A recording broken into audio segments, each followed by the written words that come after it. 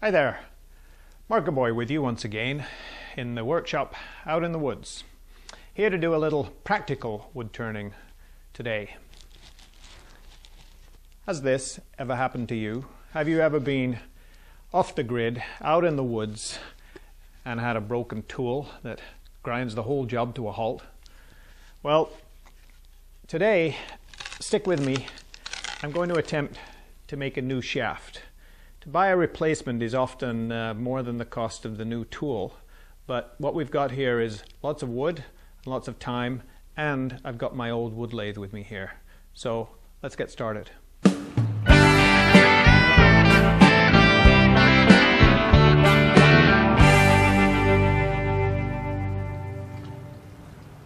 Now, most tool handles are made out of some kind of hardwood. Often, I think, hickory, something like that. All I've got here is good as cast iron Douglas fir. This 4x4 here I'm going to use as my basic material.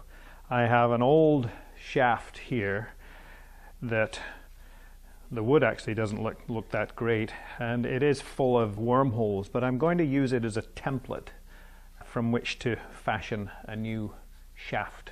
I have an X marked across each end to find the center, and we're just about at the maximum capacity of my old lathe, but should be able to manage it no problem.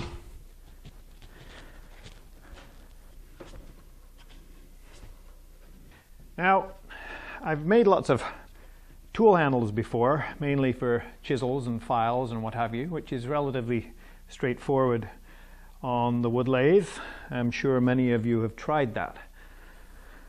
But what's different about this handle is that we've got a distinct taper at the blunt end, and then it quickly narrows and then tapers slightly along the length to where you would handle it, and it is slightly oval in cross-section.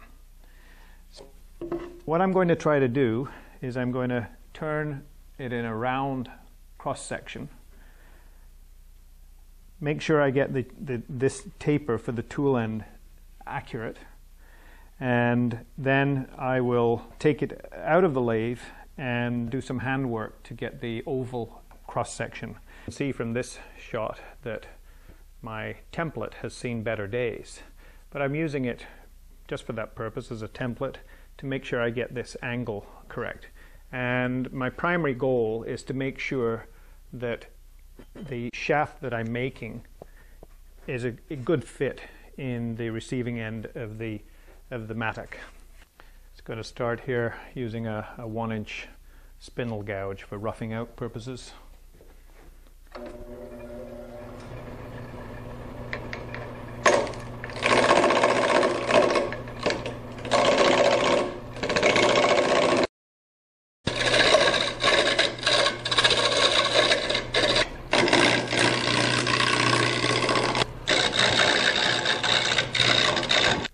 Measuring with the calipers, it looks like the maximum diameter I need at the business end, if you will, is just a little over 3 1/8 inches.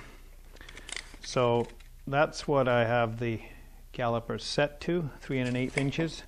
And I'm going to use the parting tool to turn down some guide diameters at either end of where I need the precise taper, according to the caliper opening, so that I don't blow through my minimum thickness required.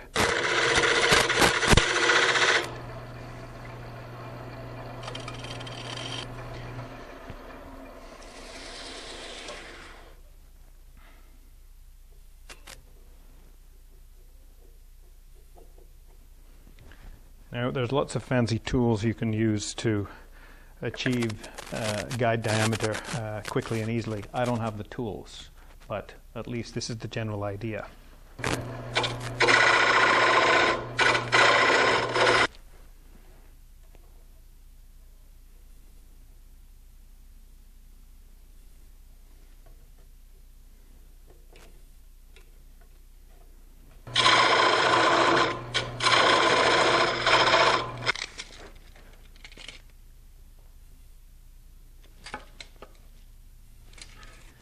So now we'll just turn this parallel according to our guide diameters. So we'll have a 6-inch length at 3 1/8 inch diameter.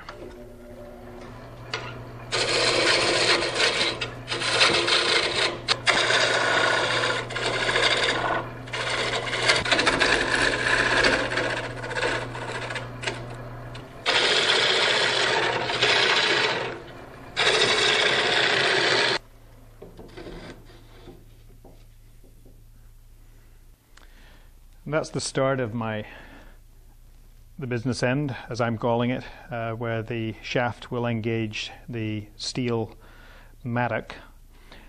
And then from 6 inches in, very quickly it tapers down to the diameter of the shaft. Again, it's an oval, but we need to go down to the maximum diameter.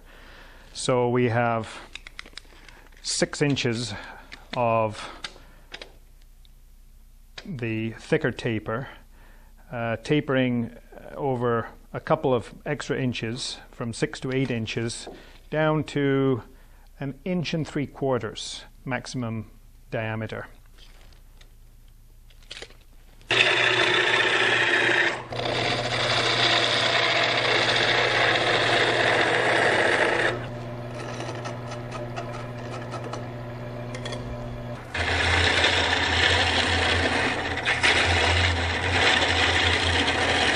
So measuring my template, what it looks like is over a length of 5 1/2 inches.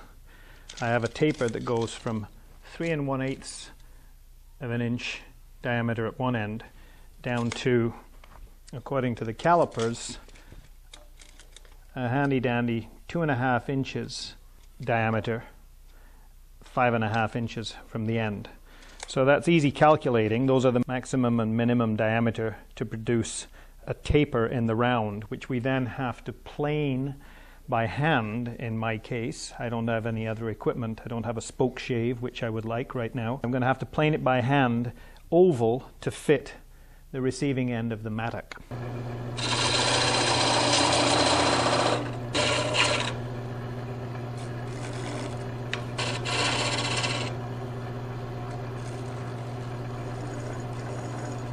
What I have now is a line representing a 2 1/2 inch diameter. 5 1/2 inches difference goes from 2 1/2 inches diameter to 3 1/8 inches diameter.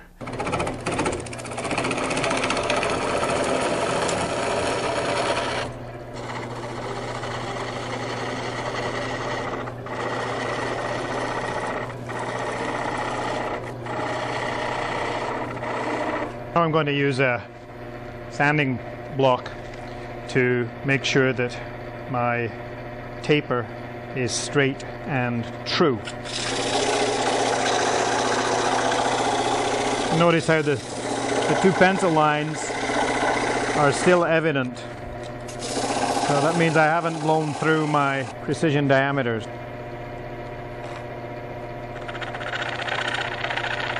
It's looking pretty good. That's my taper established, and before I continue finishing up the rest of the handle, I want to make sure that the taper fits into the mattock, that we've got a good mechanical fit, that this is going to work in effect.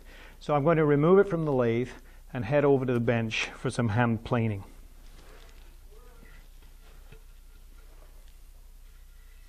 Should be fairly straightforward to figure out the oval shape, even though I'm using a hand plane. I'm just going to place the mattock over the end of the shaft and scribe the outline. So that's what we have as an outline for our oval, and as long as I leave the line well in place, it should give us the right shape to fit the mattock. I'm going to cheat a little bit here and use my handy dandy electric planer.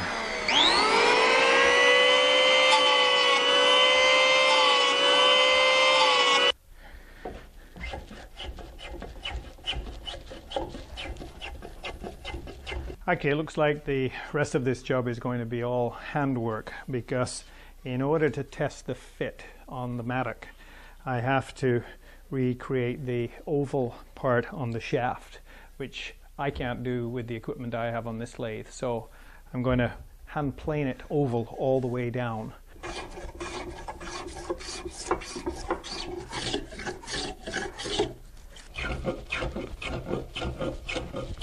So now I've got a slight oval started on the handle end of the shaft.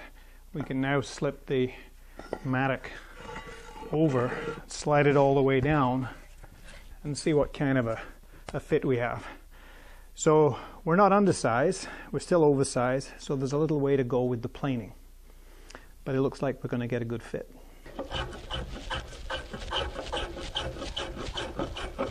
There, it's just about roughed out to size. Slip that on.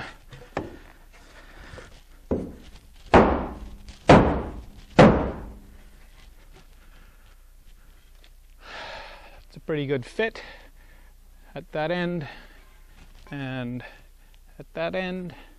That's all that really counts. I don't know how the Douglas fir will stand up over the long term, whether it's as shock resistant as hardwood handles, but it was cheap, it was cheerful, and all it cost us was a little bit of time. So thanks for watching. I've got a little bit of work to do on the handle, just smooth it off a little bit, but I look forward to seeing you next time. Keep your comments and questions coming. I really enjoy them. If you're not already a subscriber to my channel, there's lots more where this came from. Please subscribe to my channel. Until next time, we'll see ya.